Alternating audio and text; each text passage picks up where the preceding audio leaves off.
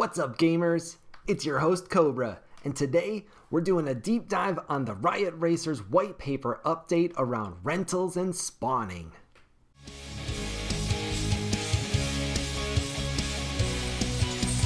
So a couple of notes. This is going to be a two-part series. And in this first part, we are going to focus on the details in the white paper and specifically what they mean. And then in the second part, we're going to focus on strategy because I have been thinking about these new features for quite a while now. So let's jump right into the first page, which is Scholar Alpha. And the highlights here that you need to know are that there's no upfront fee to rent a car or driver. The fee is going to be paid out via a reward split, and renters should expect to see something like 10 to 20% share. Payouts are trustless, and that means that after each race, your portion of the winnings is going to be sent directly to your wallet, and same will be true for the owners, so no waiting for payouts or no having to make a payroll, all very nice. If you are a renter, you can have up to 10 cars and 10 drivers at any given time. However, once you're done with those, you can return them and rent 10 more. The higher class cars are likely going to have a lower split because they earn a higher prize via a larger prize pool. The next page is Owner Alpha, and the important things to know here are that your spawning costs are going to remain flat. So spawn 1 will cost the same as spawn 7. Your car cost is based on the class of car. So when you're spawning a legendary car, that is going to cost you more than when you're spawning a driver class car. All drivers have a flat cost for spawning. Your Alpha and Apollo assets are going to remain worth more than the new Artemis offspring for a couple of reasons, including that they have more stamina per day. Racing cooldowns are going to be 24 hours across the board with a couple of exceptions. OG cars and mecha drivers both have no cooldown at all, which is a great feature for those assets. And your spawning cooldowns are going to vary based on the asset type, anywhere from 24 hours to 96 hours. And quick programming note, because I know most of you aren't going to make it to the end. Check and see if you've hit that like and subscribe button for us. It really goes a long way towards supporting the channel. The play to earn page is not really a lot of new information except for one key detail here about stamina, and they've provided us a nice chart here to check this out. But stamina is essentially the amount of races that each asset can enter per day, and therefore the limit on the amount that they can earn per day. So it's an important number. The Genesis assets are going to earn 1.5 stamina per hour for a total of 36 per day.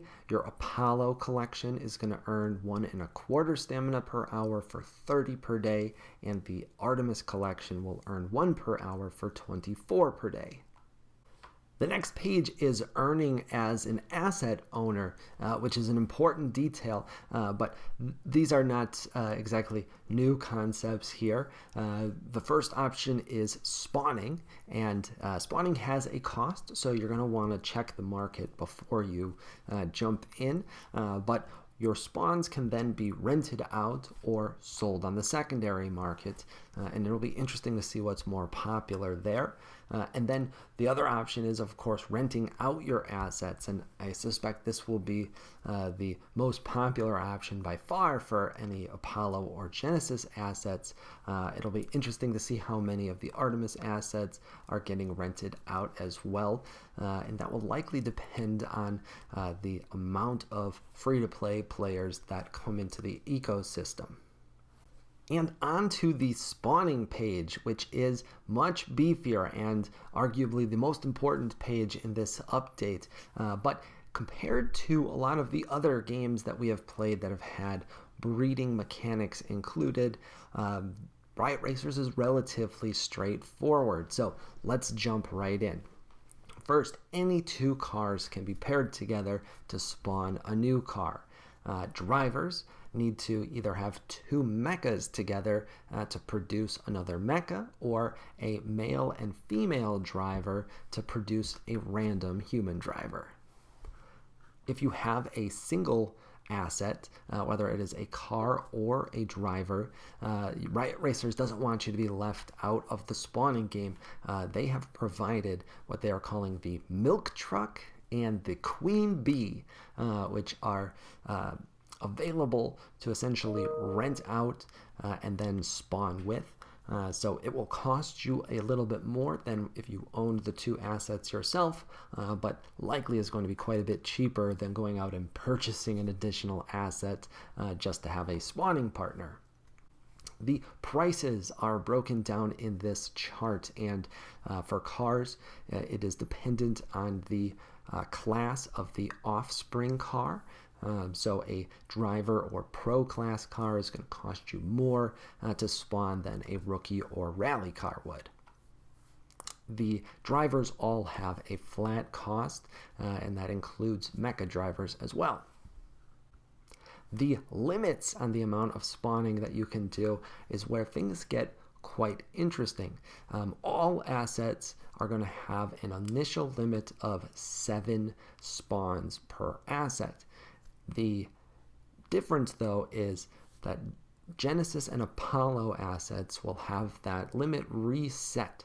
The Genesis assets will see them reset in about 3 months, and the Apollo assets will see them reset in about 6 months. But the Artemis assets, those offspring, they can spawn as well, but their limit will never be reset. Cooldowns are another spot where things are going to vary a little bit. So for cars, your OGs and Crypto Whips are going to have a cooldown of 24 hours.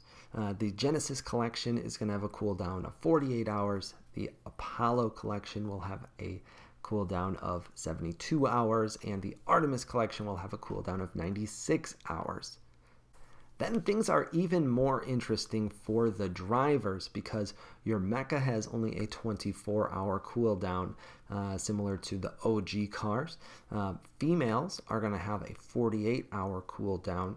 Males will have a 72-hour cooldown, and then the Artemis collection of drivers will all have a 72-hour cooldown. But interesting that in the Riot Racers universe, a female is able to spawn again quicker than a male, very different than real life. The Artemis assets, or any of the offspring assets, are all going to have a time to retire. And the way that that will work is that initially those assets will be good for 9 months. However, the Riot Racers team is going to adjust this depending on market demand, so that prices of assets don't get too high or frankly too low. So any changes that they do make will apply only to new assets, so you don't have to worry about paying a price, banking on getting 9 months of return from it, and then having that shortened. If you do it while it's 9 months, you're going to get the 9 months. If they decide to shorten that to say 6 months in the future, then the new offspring will have a time to retire of 6 months. And then finally, we have the rentals page, and frankly, we have covered all of the important details on the other pages about renting up until this point, but there's a couple of things that I will call out here. First, it's going to be done via the Riot Racers in-game marketplace, and this is a really great feature because in other games like Axie Infinity, scholarships actually happen outside of the game, which meant that there was a lot of work and trust involved, and that's always a bit of a dicey proposition. Because this is all through the Riot Racers app and marketplace, it is totally trustless for the owners and the renters, and that is a much safer way to do things and is going to be much, much easier for everybody involved. And that wraps up our deep dive on the white paper update around spawning and rentals. Keep an eye out in the next couple of days for part 2 to this series, strategizing around both rentals and spawning so that we can capitalize and make as much money now that the play to earn portion of the game has been turned on. If you found this video helpful, and I hope you did, consider giving us a follow on Twitter. That's where I love to answer your questions and talk about P2E gaming all the time. Also, make sure you hit that like and subscribe button to support the channel.